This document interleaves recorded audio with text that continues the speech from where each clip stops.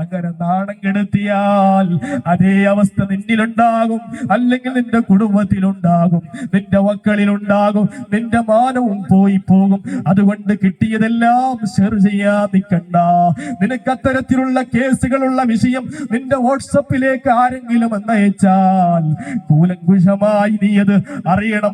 അറിഞ്ഞില്ലെങ്കിൽ നീ അത് അറിയാൻ പോകേണ്ടതേ ഇല്ല. അത് അപ്പൊ തന്നെ ഡിലീറ്റ് ചെയ്യണം. നിനക്കതിന് അറിയേണ്ട ആവശ്യമില്ലല്ലോ.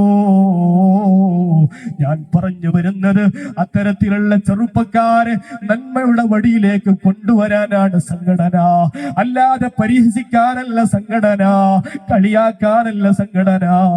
എന്റെ പ്രിയപ്പെട്ട സഹോദരങ്ങളെ, നല്ല സ്വഭാവത്തിൽ നമ്മൾ പെരുമാറണം, നല്ല സ്വഭാവത്തിൽ പെരുമാറണം. മഹാനരായ കുറുത്തങ്ങൾ ഉപ്പാപ്പയെ നോക്കൂ നിങ്ങൾ, നല്ല പുഞ്ചിരിയായിരുന്നുവല്ലോ. നമുക്ക് പുഞ്ചിരിയാണല്ലോ വേണ്ടത്, നല്ല സ്വഭാവത്തിൽ പെരുമാറുന്നവരാകണം. അതേ, നമ്മുടെ വേദിയിലേക്ക് നമ്മുടെ ബുർദായ ഇഖ്വാനുകൾ കടന്നു വരികയാണ്.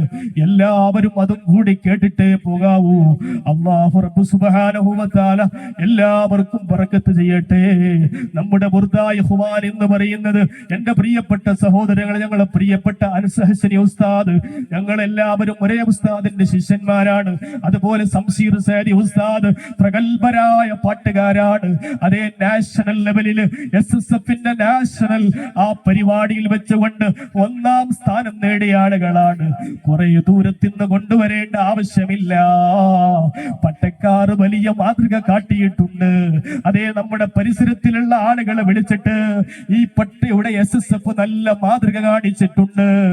നമ്മുടെ ഉസ്താദുമാർക്കൊക്കെ അല്ലാഹു തആല ബറക്കത്ത് ചെയ്യട്ടെ എന്ന് മാത്രം ദുആ ചെയ്തു. ആർക്കെങ്കിലും എന്റെ വാക്കുകൊണ്ട് വേദനയായിട്ടുണ്ടെങ്കിൽ എല്ലാവരോടും മാപ്പ് ചോദിച്ച് ഇൻഷാ അല്ലാഹ്, പ്രിയപ്പെട്ട സഹോദരങ്ങളെ, എനിക്കും എൻ്റെ കുടുംബത്തിനും നാട്ടുകാർക്കും എല്ലാവർക്കും വേണ്ടി ദുആ ചെയ്യണമെന്ന വസിയത്തോടുകൂടെ ഞാൻ എൻ്റെ വാക്കിന് വിരാമം കുറിക്കുകയാണ്. വആഖിറു ദഅ്വാനാ അൽഹംദുലില്ലാഹി റബ്ബിൽ ആലമീൻ. അസ്സലാമു അലൈക്കും വറഹ്മത്തുള്ളാഹി വബറകാതുഹു. ഉപദേശ